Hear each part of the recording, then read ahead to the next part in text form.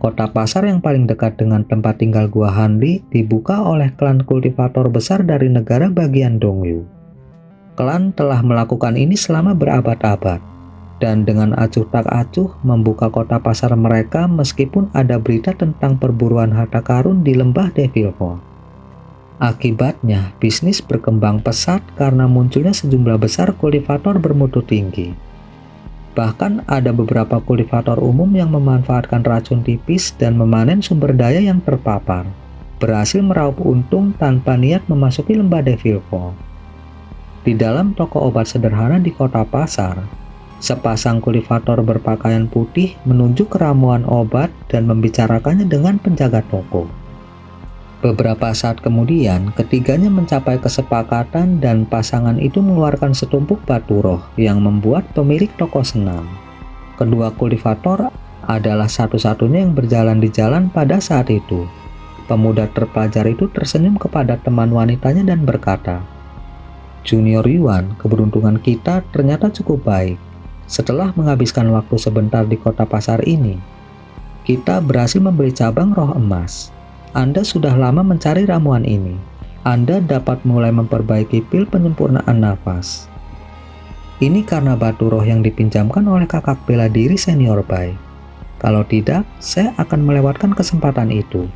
Wanita berpakaian putih memiliki penampilan yang biasa, tetapi matanya cerah dan bersemangat, menambahkan sedikit daya tarik pada pesonanya. "Urusan junior adalah milikku juga, jadi sejumlah kecil batu roh ini bukanlah apa-apa." Meskipun pemuda berpakaian putih itu merasa sedikit sakit hati atas pembelian besar itu, dia memasang ekspresi pemujaan penuh terhadap wanita di sisinya. Wanita berpakaian putih itu mengerutkan bibirnya sambil tersenyum. Tetapi ketika dia berpikir untuk mengatakan sesuatu, seseorang tiba-tiba muncul di jalan mereka. Dia segera mengangkat tangannya dan menembakkan seberkas cahaya kuning ke arah mereka. Dalam alarmnya, tangan pemuda berpakaian putih itu memancarkan cahaya putih dan dia secara tidak sadar menangkap seberkas cahaya kuning di tangannya, sebelum menemukan bahwa itu adalah medali perintah kuning yang bersinar. Pemuda itu mengenali medali itu dan mengangkat kepalanya untuk melihat Hanli dengan waspada. "Tulisan puncak surga, kamu senior Han." Pemuda itu adalah murid puncak surga Bai Sujun yang telah berusaha untuk menarik perhatian Hanli di masa lalu melalui Mupailing. Setelah Hanli tiba di kota pasar, dia segera menemukannya dengan perasaan spiritualnya dan bersukacita. Melalui dia, Hanli seharusnya bisa menemukan tuannya Lu Weiying dari sekte puncak surga. Namun, Hanli tidak memiliki kesan yang baik tentang orang ini dan memperlakukannya tanpa mempedulikan. Tanpa jejak kesopanan, dia berbicara dengan nada menindas. "Saya perlu menemui tuanmu, pimpin saya kepadanya rekan Dawis Bai." "Senior Han, kamu ingin melihat tuanku?" Saya, setelah memeriksa jimat di tangannya dengan cermat, dia dengan hormat menjawab, "Iya, saya akan membawa Anda kepadanya." Hanli bukan lagi seorang kultivator jiwa baru lahir awal yang baru naik. Dia sekarang menjadi eksistensi yang setara dengan 3 kultivator besar surgawi selatan. Hal ini menyebabkan Bai Sujun sangat menyesali tindakannya yang kurang ajar di masa lalu. Sekarang dia telah memverifikasi medali komando. Dia segera setuju dengan harapan meningkatkan kesan senior Han tentang dia. Adapun wanita di sisinya, dia memeriksa Hanli dengan sedikit heran. Dengan kedipan matanya, dia tetap diam. Di bawah bimbingan Bai Sujun, ketiganya meninggalkan kota pasar dan terbang ke arah timur. Setelah terbang selama lebih dari 1/4 jam, Bai Sujun membawa Hanli kembali ke pegunungan Miriatling. Setelah menuju beberapa puluh kilometer, mereka tiba di sebuah gunung kecil. Tatapan Hanli menyapu melewati gunung, mengamati bahwa meskipun gunung itu kecil, itu tersembunyi dengan baik oleh pegunungan tinggi di sekitarnya. Setelah mengaktifkan mata roh penglihatan terang, Hanli mengungkapkan ekspresi termenung setelah menembus batu gunung. Pada saat itu, Bai Sujun mengeluarkan jimat transmisi suara dari jubahnya dan melemparkannya ke udara. Itu terbang ke batu gunung dalam seberkas cahaya api dan menciptakan serangkaian riak di seluruh dinding sebelum menghilang dari pandangan. Berdiri di sisi Hanli, pemuda itu dengan penuh semangat menawarkan penjelasan kepada Hanli. Ini adalah tempat tinggal sementara tuanku. Hal ini sering disembunyikan dengan pembatasan sumit kecil. Dia memberi perintah kepada murid-muridnya, kecuali itu penting, kami tidak boleh mengganggunya.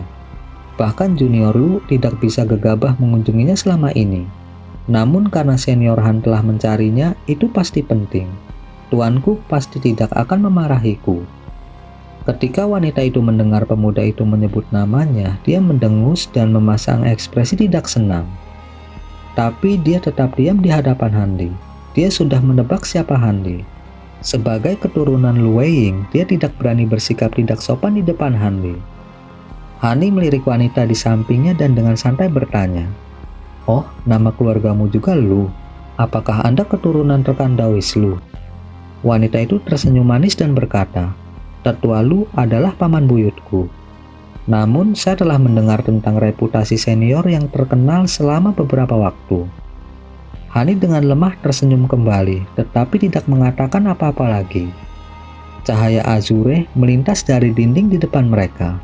Tiba-tiba membuka gerbang selebar 6 meter di dinding. Sebuah suara santai berbicara dari dalam. "Hehe, rekan Taoisan, Anda akhirnya datang. Jika Anda tidak datang, saya harus secara pribadi pergi untuk menemukan Anda. Silakan masuk, saya menunggu Anda di aula utama." Hani tersenyum dan tanpa berkata-kata melangkah masuk. Bai Sujun dan wanita bermargalu ragu-ragu sejenak, tetapi ketika mereka berpikir untuk masuk, tuan mereka memanggil mereka. "Kalian berdua tidak perlu masuk. Saya memiliki beberapa hal untuk didiskusikan dengan rekan Daois Han. Anda dapat pergi dan menangani masalah Anda sendiri." Meskipun keduanya agak terkejut mendengar perintahnya, mereka tidak berani melanggar dan dengan hormat mematuhinya sebelum terbang. Begitu Hani memasuki gerbang batu, gerbang menghilang dalam kilatan cahaya biru, mengembalikan penampilan aslinya sebagai dinding batu. Setelah Hanli berjalan melalui lorong sepanjang 60 meter, dia tiba di aula utama kediaman gua, sebuah ruangan batu yang lebarnya lebih dari 20 meter. Seorang lelaki tua berjubah abu-abu dengan wajah ramah dan seorang lelaki paruh baya dengan topi tinggi sedang menunggunya. Pria tua berjubah abu-abu itu tersenyum dan berkata, "Rekan Taois Han, Anda akhirnya tiba. Saudara Han telah membuat kami menunggu cukup lama. Kami telah mengirim orang untuk mencari Anda, tapi Anda bersembunyi dengan sangat baik. Karena kami tidak dapat menemukan jejak Anda, kami pikir saudara Han telah berubah pikiran." Markus Nanlong tersenyum pahit, tetapi sedikit kebahagiaan bisa dilihat dari wajahnya. "Kamu juga tidak mudah ditemukan, mengingat betapa rahasianya tempat tinggalmu." Hanli menghela nafas dan tanpa daya menjelaskan, "Tidak lama sebelumnya saya disegel dalam pengasingan untuk sementara waktu. Jadi wajar jika Anda tidak dapat menemukan saya." Tepat ketika Hanli duduk, Markus Nanlong memasang ekspresi aneh dan berkata, "Saudara Han setenar matahari yang cerah. Anda tidak hanya menunjukkan keterampilan luar biasa dalam pertempuran di perbatasan. Saya juga mendengar Anda membunuh tetua jiwa baru lahir dari sekte iblis Kekaisaran Jin. Kamu pasti menghabiskan sedikit usaha untuk menyembunyikan kemampuanmu." Tidak mau mengungkapkan suruh kebenaran, Hani menggelengkan kepalanya dan dengan samar berkata, "Bukannya saudara Nanlong pernah melihat kemampuan saya sebelumnya? Jika saya benar-benar memiliki kemampuan luar biasa seperti itu, saya tidak akan melarikan diri dengan bingung dari dataran Mulan. Ketenaran saya saat ini hanyalah masalah keberuntungan." Berbicara tentang masalah keberuntungan, karena keberuntungan juga aku berhasil muncul di hadapanmu hari ini. Ketika Tetua Lu dan Markus Nanlong mendengar Hanli, mereka tidak bisa tidak saling memandang dengan keraguan. Dengan indera spiritual mereka dapat dengan jelas merasakan bahwa kultivasi Hanli hanya pada tahap awal jiwa baru lahir. Tapi mereka juga tahu bahwa Hanli tidak biasa. Keduanya masih merasa sulit untuk percaya bahwa dia mampu membunuh seorang kultivator iblis di puncak tahap pertengahan jiwa baru lahir. Namun, desas-desus tentang Hanli tersebar luas dan berbicara tentang prestasinya yang luar biasa sangat membingungkan mereka berdua. Markus Nanlong dengan datar tertawa dan berkata dengan nada ironis, "Hehe, rekan Taoisan terlalu sederhana. Sejujurnya, semakin besar kemampuanmu, semakin baik saat kita memasuki lembah Devil Fall. Kami berharap dapat menyaksikan kekuatan seorang kultivator yang setara dengan 3 kultivator besar Surgawi Selatan." Ketika Han Li mendengar ini, dia diam-diam tersenyum dan tidak mengatakan apa-apa lagi, ingin menghentikan masalah ini. Tetua Lu kemudian berbicara dengan suara serius, "Saudara Han, karena Anda telah mencari kami, tampaknya Anda telah memikirkan beberapa tawaran kami. Apakah Anda bersedia memasuki lembah bersama kami dan membunuh kodok api kuno bersama-sama?" Setelah lelaki tua itu selesai berbicara, Markus Nanlong juga menatap Han Li dengan ekspresi serius. Han Li menjawab dengan sangat tenang, "Saya tidak ingin melepaskan kesempatan emas seperti itu. Tetapi ada sesuatu yang harus saya tanyakan sebelum saya mengambil keputusan. Bagaimana kita akan membagi harta yang kita temukan di antara sisa-sisa kultivator kuno? Jika jawabannya dapat diterima, saya akan mengambil resiko menerima perjalanan ini. Meskipun dia yakin akan memasuki lembah Devil Fall dengan satu atau cara lain, dia tidak akan mengungkapkan niatnya dan mengizinkan mereka untuk menegosiasikan kondisinya. Tidak diketahui seberapa banyak keduanya telah membahas masalah ini sebelumnya, karena lelaki tua itu segera menjawab, "Jika kita dapat memperoleh harta dengan lancar, bagaimana kalau kita membaginya secara merata?" Han Li tidak segera menjawab atau mengungkapkan ketidakpuasan. Sebagai gantinya, dia bergumam pada dirinya sendiri sejenak dan menjawab, "Ini adil, lagi pula tanpa kalian berdua untuk memandu jalan, saya juga tidak akan bisa masuk jauh ke dalam lembah atau bisa menemukan kodok api kuno. Namun, saya masih memiliki satu syarat lagi yang saya harap Anda berdua setujui." "Rekan Taoisan, tolong nyatakan kondisimu." Tetua Lu berbicara tanpa ragu-ragu. Sementara wajah Markus Nanlong bergerak, dia menatap Han Li dalam diam. "Aku membutuhkan inti dalam dari kodok api kuno. Itu berguna bagi saya." Han Li berbicara tentang masalah ini dengan nada santai, seolah-olah itu hanya sesuatu yang bernilai kecil. Tetua Lu segera setuju setelah mendengarnya. "Itu tidak akan menjadi masalah. Kami mengandalkan Anda untuk membunuh binatang itu. Pantas bagimu untuk memiliki inti batinya." Ekspresi Markus Nanlong menjadi santai setelah mendengar permintaan Han Li. "Tepat sekali, bahkan jika rekan Daois tidak menyebutkannya, kami tetap akan memberikan intinya kepada Anda."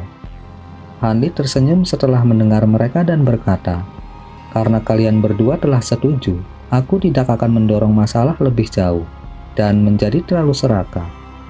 Saya setuju untuk pergi ke lembah bersama kalian berdua rekan Daois. Dengan rekan Taois Han di sisi kita, harta itu akan diperoleh dengan sangat lancar. Kami akan mengandalkanmu, Saudara Han." Melihat bahwa Han Li telah setuju, Markus Nanlong dan Tetua Lu tidak dapat menahan kegembiraan mereka dan berbicara berturut-turut. Sama sekali tidak terbawa oleh pujian mereka, Han Li tersenyum dan berkata, "Kalian berdua terlalu menghargaiku. Saya sangat menyadari bahwa kalian berdua akan menjadi pemimpin di lembah, dan saya hanya akan bertindak sebagai pendukung mengingat kultivasi saya.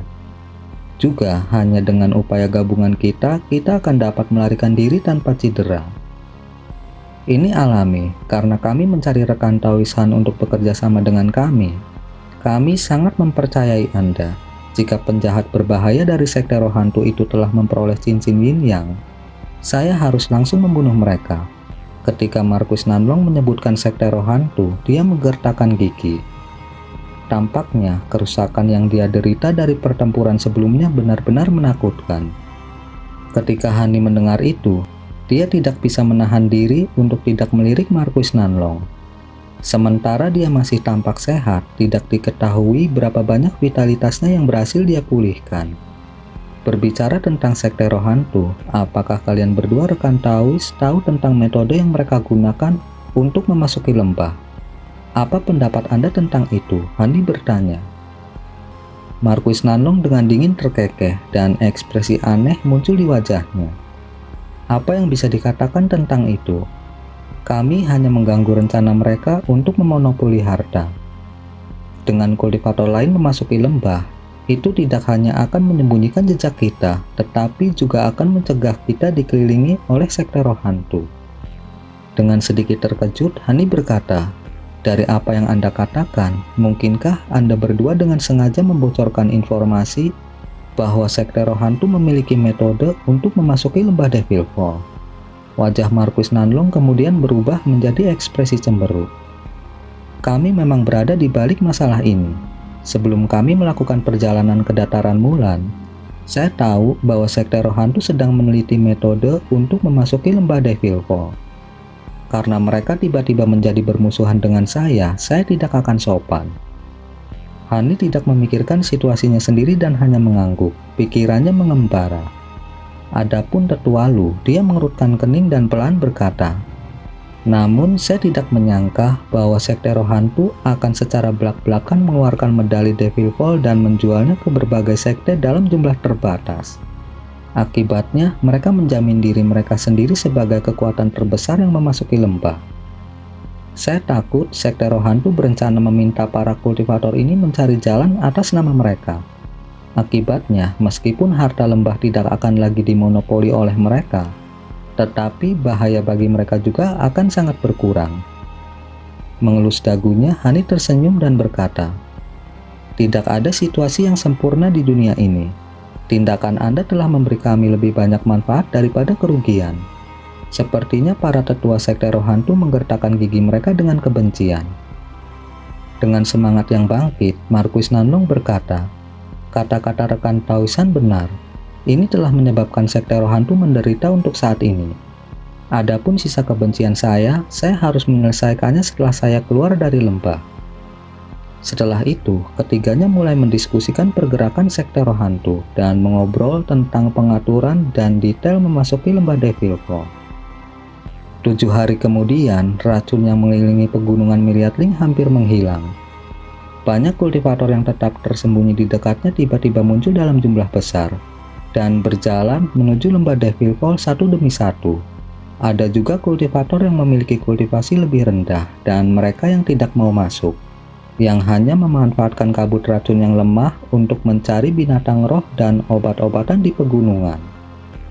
Lembah Devil Fall terletak di area barat laut pegunungan Miriatling yang membentang seluas puluhan ribu kilometer.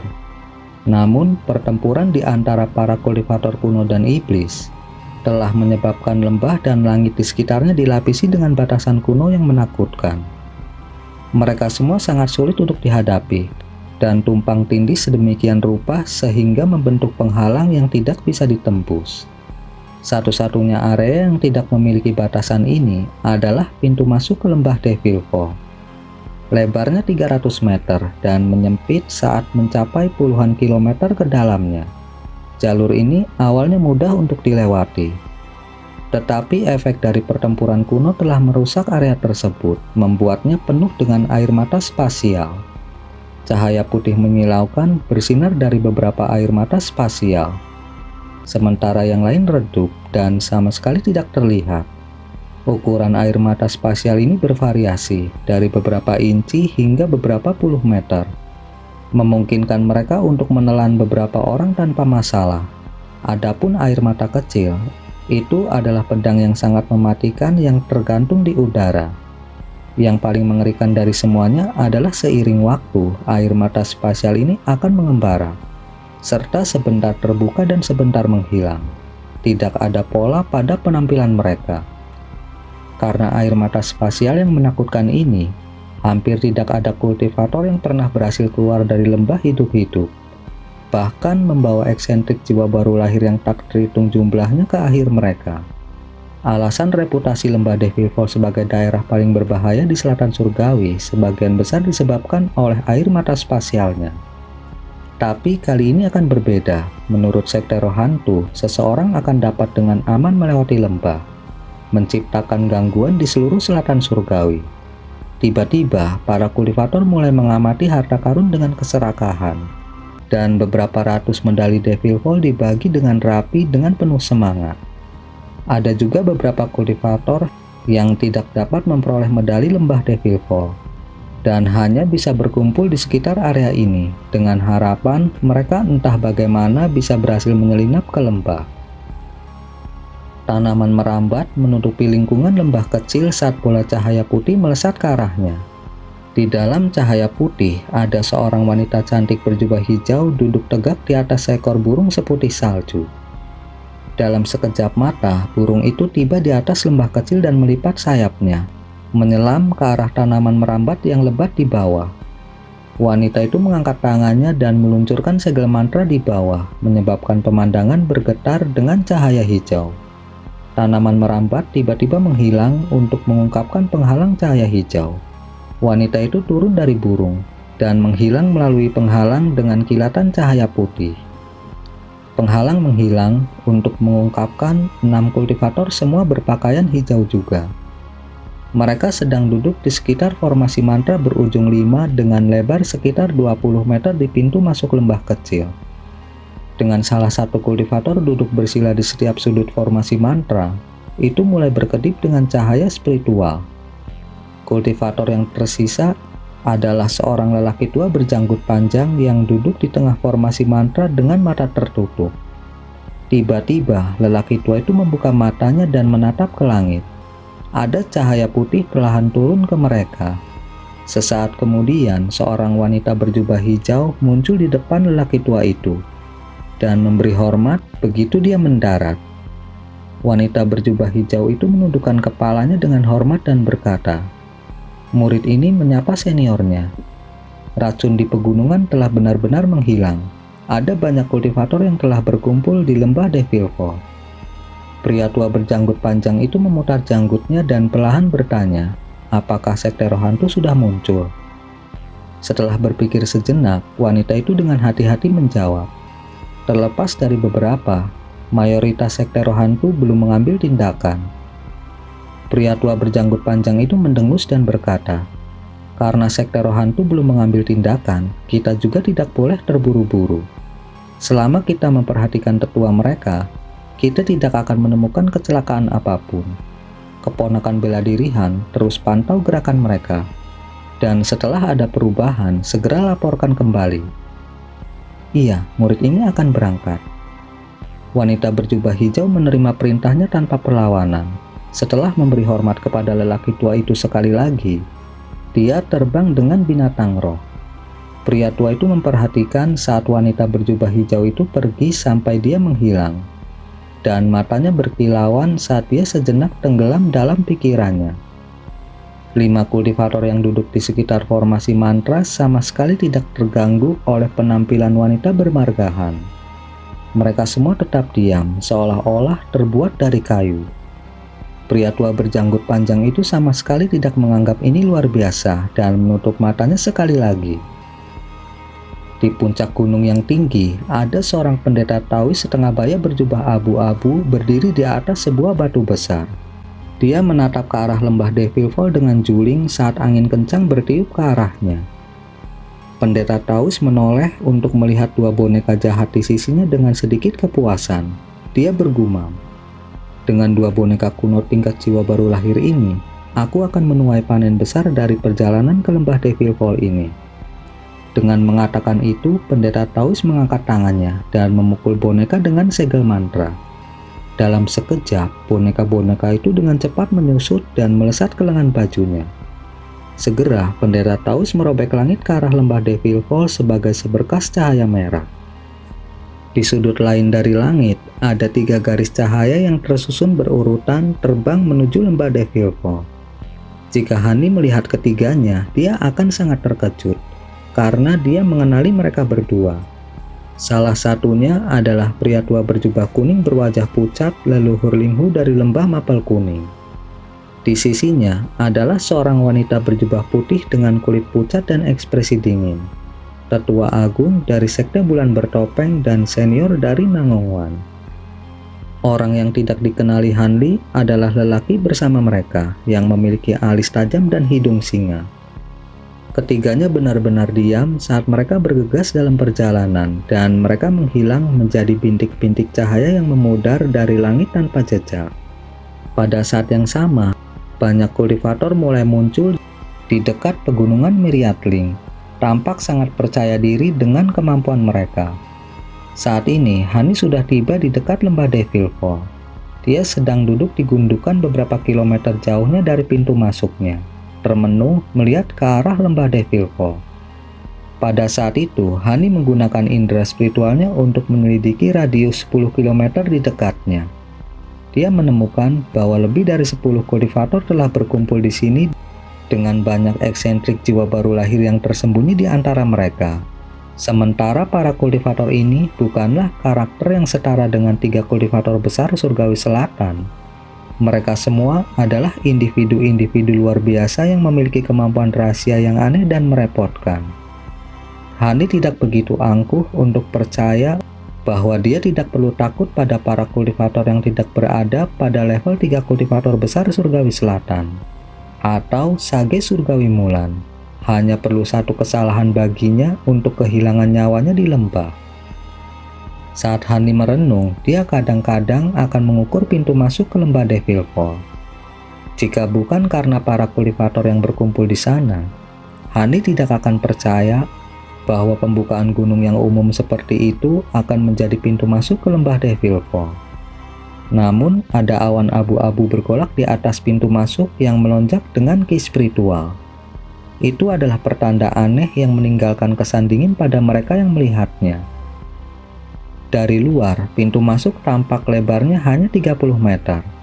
Tetapi dia hanya bisa melihat 300 meter ke dalam lembah ketika dia mencoba menyelidikinya dengan indera spiritualnya. Pembatasan lembah telah menghalanginya untuk melihat lebih jauh dan dia tidak dapat secara pribadi menyaksikan apa yang disebut air mata spasial. Meskipun Hani dapat dengan paksa menembus batasan dengan indera spiritualnya, dia ragu-ragu untuk melakukannya di area yang berbahaya seperti lembah Devil Fall. Dan dengan hati-hati menarik indera spiritualnya. Segera setelah itu, Hani duduk bersila di gundukan itu dan dia menutup matanya. Waktu pelan berlalu sampai setengah hari kemudian, Hani merasakan aura yang akrab di antara semakin banyak kultivator yang berkumpul di sana. Setelah beberapa pemikiran, Hani dapat mengidentifikasi mereka dan dia mengerutkan kening. Pada saat itu, ada suara di dekatnya yang berteriak dengan waspada. Mulan telah tiba. Prajurit mantra Mulan juga ingin mencari harta karun di lembah Devil Fall. Setelah pengumuman itu, kegemparan memenuhi pintu masuk, dan Hani merasa hatinya bergetar. Ketika dia membuka matanya, dia melihat kereta terbang yang aneh bergerak ke arah mereka. Tubuh kereta itu bulat dan panjangnya lebih dari 60 meter. Itu berkilau dengan cahaya perak dan diukir dengan karakter jimat di seluruh tubuhnya. Ada lebih dari 10 kultivator mengenakan jubah Mulan berdiri di kereta, mengungkapkan mereka sebagai prajurit mantra Mulan tanpa keraguan. Ketika Hani melihat ini, dia memasang ekspresi heran. Meskipun dia telah mendengar desas-desus bahwa Mulan akan tiba, dia tidak percaya itu benar. Bagaimanapun, Selatan Surgawi mungkin telah berdamai dengan Mulan, tetapi pertempuran di perbatasan telah meninggalkan kedua belah pihak dengan luka yang parah. Mulan telah membentuk kebencian yang mendalam antara banyak sekte, dan tanpa berlalunya beberapa ratus tahun, kebencian ini tidak akan mudah bubar. Dalam keadaan seperti itu, agak tidak terbayangkan bahwa Mulan akan berani masuk begitu dalam ke jantung Selatan Surgawi untuk mencari harta karun di lembah Devil Fall. Mungkinkah mereka tidak takut bahwa para kultivator yang pendendam akan berkomplot melawan mereka dari belakang? Saat Hani memikirkan hal ini, kereta besar itu tiba di atas pintu masuk lembah Devil Fall, dengan jelas memperlihatkan wajah para prajurit mantra yang ada di dalamnya. Hani melirik dua yang memimpin dan menyadari, dengan dua orang yang bertanggung jawab, mereka tidak takut akan pembalasan dari kultivator biasa. Namun, itu adalah misteri bagi Hani. Mengapa 3 kultivator besar surgawi selatan mengizinkan mereka masuk? Dua prajurit mantra yang memimpin mereka adalah Sage surgawi terpelajar yang bermarga Song dan wanita bermarga Le yang menjaga lentera kuno. Kereta terbang itu jatuh di sebuah gunung kecil tidak jauh dari Hani. Setelah prajurit mantra berjalan keluar dari kereta, Prajurit Mantrale menyerang kereta dengan segel mantra dan ukurannya menyusut. Ketika yang lain di pintu masuk lembah Devil Fall melihat itu, mereka tercengang dan merasakan kejutan yang sama seperti Hanli. Sama seperti para kultivator menyaksikan kedatangan Mulan dengan tatapan dingin dan bermusuhan, cahaya melintas dari cakrawala untuk mengungkapkan lebih dari 100 garis cahaya terbang menuju lembah Devil Fall. Itu adalah sekte roh hantu. Teriakan bergema dari mereka yang mengenali mereka, dan perhatian yang diarahkan pada Mulan beralih ke langit. Adapun Hanli, dia juga melirik ke atas dengan mendengus dingin. Kecepatan cahaya perjalanan itu tidak bisa dianggap cepat. Mereka dengan tenang tiba di atas pintu masuk lembah dan turun sejauh 300 meter darinya. Cahaya menghilang untuk mengungkapkan lebih dari 100 kultivator berpakaian hitam. Semuanya kultivator sekte roh hantu. 3 orang yang memimpin mereka menarik perhatian Hanli. Dia mengenali orang yang berdiri di sebelah kiri, wakil master sekte roh hantu Wang Tianku.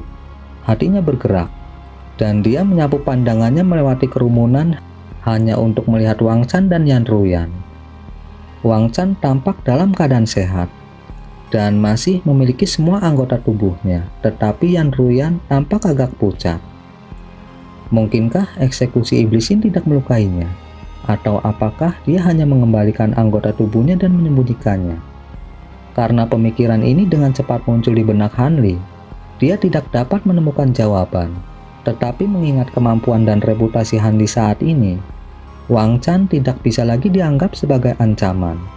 Akibatnya, perhatiannya beralih ke 2 kultivator jiwa baru lahir lainnya yang memimpin.